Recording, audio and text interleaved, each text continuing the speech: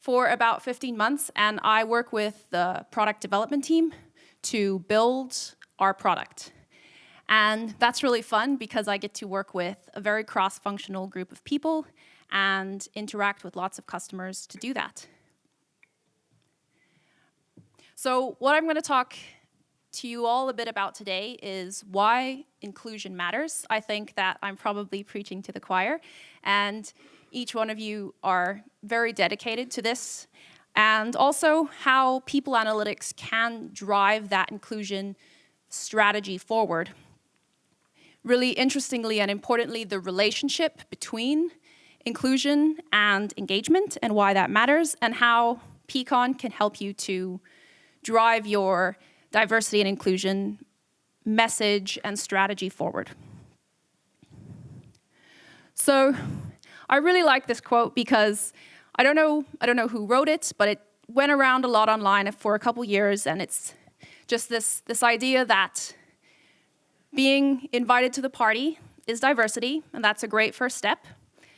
But dancing and participating, that's inclusion, and that's taking the next step, and that's where diversity starts to actually really matter. So building not just diversity, but inviting people to the dance as well. I know that we all understand the value of engagement, and there are numerous studies that also take a very business and outcomes approach, which is important. So from an ethical standpoint, we think it's important to drive inclusion, but also there are significant business impacts. For example, a study here in the UK shows that businesses that have women in senior leadership have stronger financial results. So this is this is one aspect of diversity, looking at gender, and we can see some strong business outcomes from that. But we need to move beyond just diversity to driving inclusion. And I think I need to give up on my notes. I think it's an interesting thing for each of us to take a minute to think back to a time in your childhood. Maybe you've moved schools, maybe you were at a party and you didn't know very many people. How did that feel, and how did you respond? What did you want in those moments? For myself, I can say that you want to fit in. You want to feel like you belong, and this is a very significant human need. And without really fitting in and feeling belonging, we know that people, especially from minorities or that are different, they will do something that's called covering. So a professor called Kenji Yoshimo and Christy Smith from Deloitte have done quite a bit of research to look at this phenomena of how we cover ourselves and we hide ourselves. So instead of really embracing that diversity and that what's making you and what's making you special, which is often what you're trying to create, people are changing their appearance. They are not affiliating themselves with that group. Sometimes they disassociate themselves and they are not involved in advocacy. And this is because consciously or subconsciously you want to fit in and you want to look like everyone else. And this is not a great result. So people in an ultimate world should be able to bring their whole selves and their whole personalities into their workplace, and that gives us the best results. And the founder of the term employee engagement, William Kahn, talked about and did so much research to understand and identify what are the conditions that we need to create in order to enable engagement, and what are the moments that happen or occur where you either choose to bring your whole self or you step away and you are a little less you and a little bit more removed from your task or for your purpose. And I really like his definition, and I'm just going to read it. Personal engagement is the simultaneous employment and expression of a person's preferred self in the tasks and behaviors. So this is just so beautiful, and this is kind of the connection between engagement and inclusion. So by creating conditions for employee engagement, potentially we are also creating conditions for inclusion.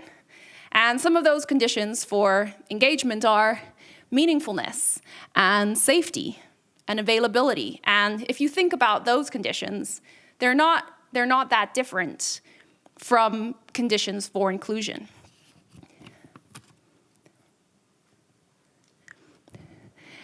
This is a fantastic quote from Janet, who I think is someone that uses Peakon every day and continuously in her organization to drive inclusion forward.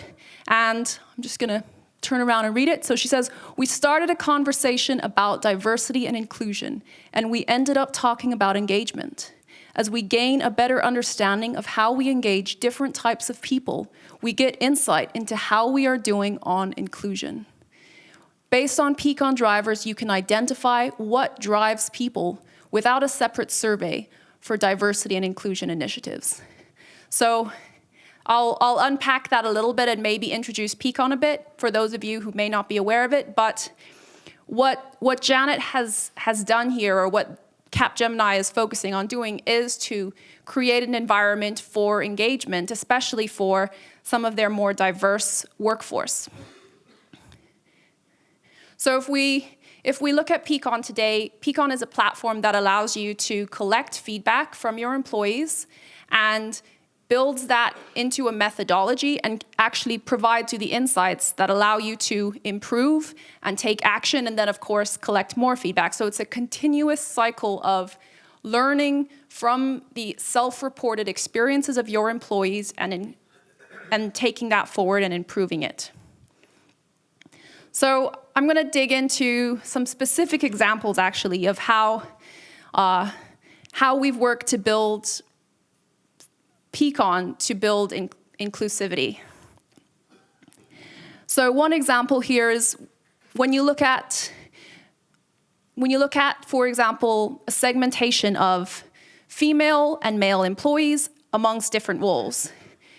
And we know that we want to understand, what are the differences?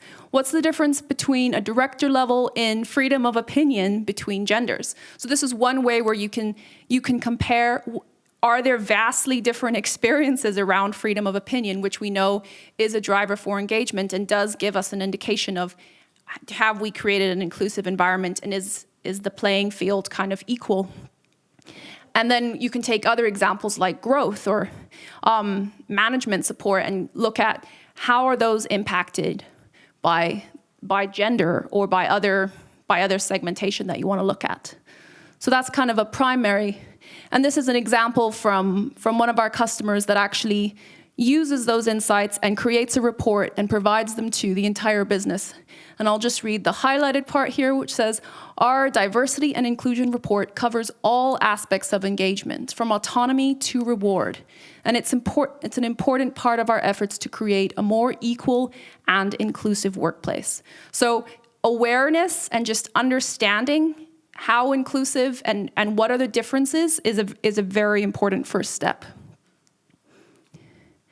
Another way that Peakon allows people to build inclusive cultures is looking at the employee experience cycle. So when you join a company, what is your experience during onboarding? Are you welcomed? Do you feel like people are ready to share knowledge and ideas and data with you to help you to excel quickly?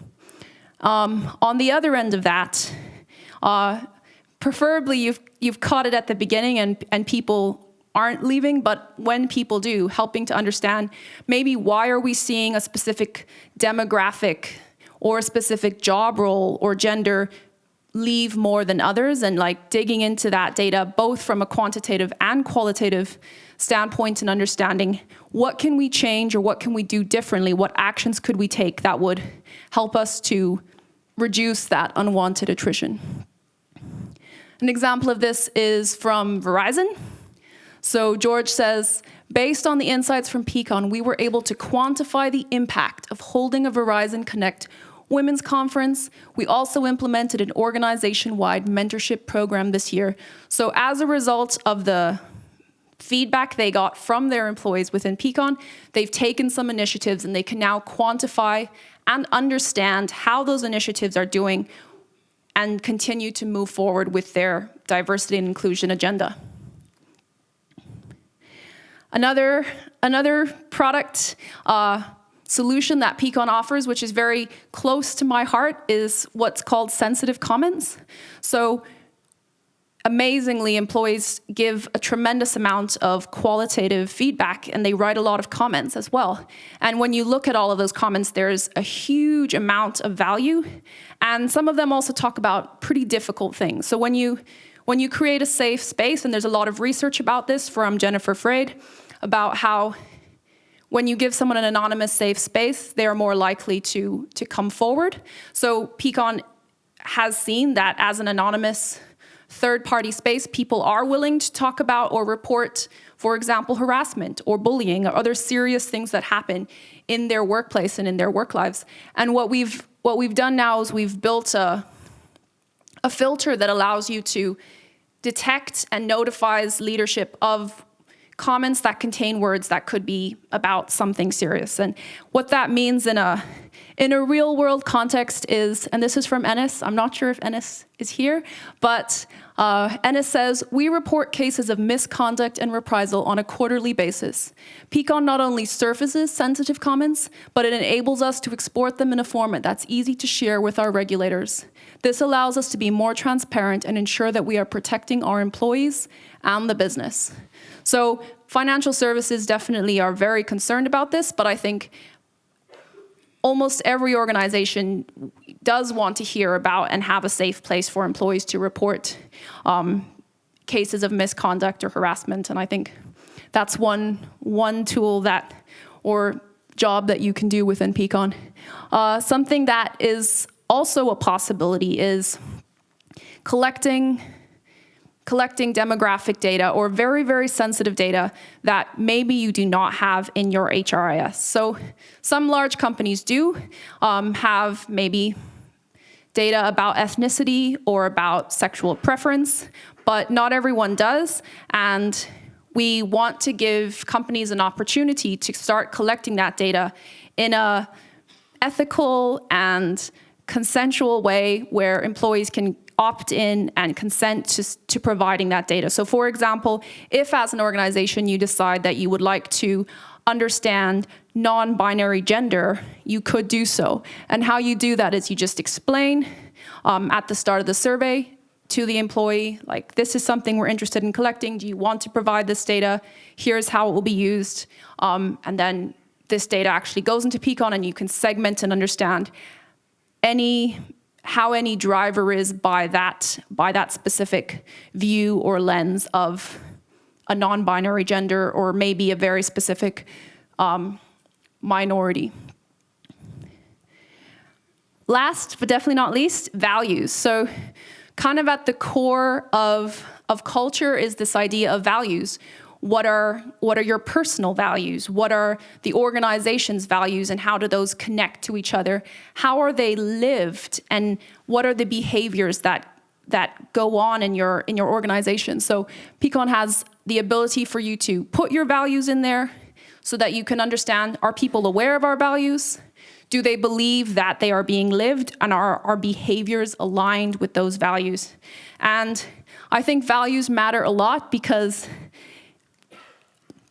inclusion is everybody's job. It's not something that happens with one tool or a piece of technology. It's not something that 2 or 3 people on the diversity and inclusion or CSR team can drive. It's something that is a journey, and it's something that everyone needs to build together. So looking at values and making sure that the values are promoting inclusion and that you can actually live those values that are promoting inclusion is kind of a really important and I think very strong step forward. If there was like one thought or one thing that I hope you remember from this talk, it would be that engagement and inclusion are so interconnected and so related. And engagement is probably the best way to understand and measure inclusion. And maybe we have some time for questions now.